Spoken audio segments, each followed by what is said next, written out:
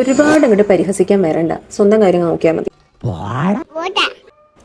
Hi, നിങ്ങൾക്ക് തമാശ പറയാൻ ഇഷ്ടമാണോ? എസ്പെഷ്യലി ഒരു ഫ്രണ്ട്സ് ഗ്യാങ് അല്ലെങ്കിൽ ഫാമിലി ഗെറ്റ് ടുഗദർ അങ്ങനെ വരുന്ന സമയത്ത് തമാശ പറയാൻ. നിങ്ങൾ പറയുന്ന തമാശയ്ക്ക് ചിരിക്കുമെന്ന് നിങ്ങൾ എക്സ്പെക്ട് ചെയ്തിട്ടാണല്ലോ അവിടെ തമാശ പറയുന്നത്. ആ തമാശ അത് വെറും ഒരു തമാശയാണോ അതോ പരിഹാസമാണോ എന്നുള്ള ഡിഫറൻസ് നിങ്ങൾ എപ്പോഴും മനസ്സിലാക്കാറുണ്ടോ? ഒരാൾ ഒരു ചിത്രം വരച്ചു, അയാളുടെ ഇഷ്ടപ്രകാരം അയാൾ ഒരു ആർട്ട് ക്രിയേറ്റ് ചെയ്യുക. അത് അയാളുടെ വേണ്ടപ്പെട്ടവരെന്ന് വിചാരിക്കുന്ന കുറച്ച് പേരെ കൊണ്ടുവന്ന് കാണിക്കുമ്പോൾ അത് കണ്ടിട്ട് ഇത് എന്താണ്, ഇത് മോഡേൺ ആർട്ടാണോ, നമുക്കൊന്നും മനസ്സിലാവുന്നില്ലല്ലോ. ആ വരയ്ക്കുന്ന പേഴ്സൺ അത് കണ്ടിട്ട് പോടാ അങ്ങനെയൊന്നും അല്ല എന്ന് പറഞ്ഞിട്ട് പോസ് ചെയ്യുന്നത് നിങ്ങൾക്ക് ശ്രദ്ധിക്കാം. അല്ലെങ്കിൽ അതെന്താണെന്ന് പറഞ്ഞു തരാൻ പിന്നെ മെനക്കെടുന്നുണ്ടാവില്ല.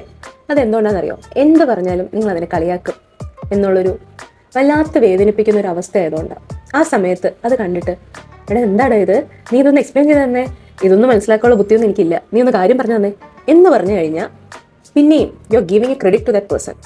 നിന്റെ കഴിവ് നീ അവിടെ കാണിച്ചത് ഇസ് ഗുഡ്, പക്ഷെ ആ നോളേജ് എനിക്കില്ല, നീ ഒന്ന് പറഞ്ഞത് you are more knowledge in that എന്ന് പറയുമ്പം അവിടെ നമ്മൾ ആ വ്യക്തി അംഗീകരിക്കുക, അവരുടെ കഴിവിനെ അംഗീകരിക്കുക, അവർ ചെയ്ത പ്രവൃത്തി അംഗീകരിക്കുക, ആ പേഴ്സണ് ഒരു റെസ്പെക്റ്റ് കൊടുക്കുക. Always when you are making fun of someone, അവിടെ നിങ്ങൾ നിങ്ങളുടെ വിലയും കളയുന്നുണ്ട്, ആ വ്യക്തിയുടെ കോൺഫിഡൻസിനെ കളയുന്നുണ്ടെന്നുള്ള കാര്യം നിങ്ങൾ ചിന്തിക്കാറുണ്ടോ? ബോഡി ഷേമിങ് മോശമാണെന്ന് എല്ലാവർക്കും അറിയാം, പക്ഷേ direct or indirectly in the name of sarcasm എത്ര പേരെയാ ഓരോരുത്തർ ബോഡി ഷേമിങ് ചെയ്യുന്നത്? ഒന്ന് കഴിക്കാൻ പോകുമ്പോൾ, ഒന്ന് ഡ്രസ്സ് ഇടുമ്പോൾ, ഇഷ്ടമുള്ള ഒരു വസ്ത്രം ധരിച്ച് വെളിയിൽ പോയാൽ പോലും ഇതാവുമ്പോൾ ഒട്ടും അറിയുന്നില്ല നിന്റെ ബോഡി സൈസ്. അല്ലെങ്കിൽ ഒരു ഇഷ്ടമുള്ള ഫുഡ് കഴിക്കുമ്പം കഴിക്ക് ക്ഷീണിച്ചിരിക്കല്ലേ, കഴിച്ചോ, ഇനി മെലിഞ്ഞിരുന്നാലോ, കഴിക്ക് വീട്ടിലൊന്നും തരാറില്ലല്ലോ, കഴിക്ക്. എന്ത് ലാഭമാണ് കിട്ടുന്നത് ഇത് പറയുമ്പോൾ?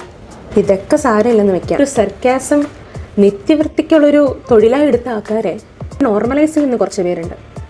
അത് അതിനേക്കാൾ കഷ്ടമാണ്.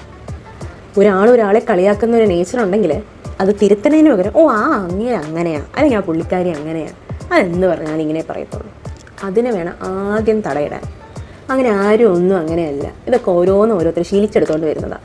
കറക്റ്റ് സമയത്തിന് തടയിടേണ്ടടുത്ത് തടയിട്ടിരുന്നെങ്കിലേ ഇങ്ങനെ ആവില്ലായിരുന്നു.